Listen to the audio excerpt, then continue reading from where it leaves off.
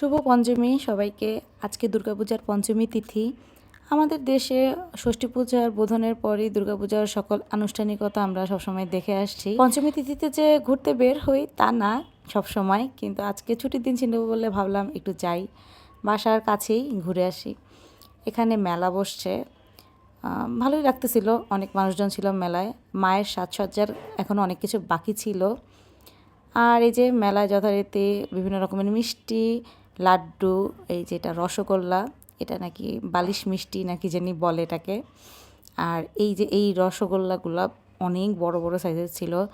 আর এরকম মুরুলি, কদমা, নকুলদানা এগুলো তো ছিলই।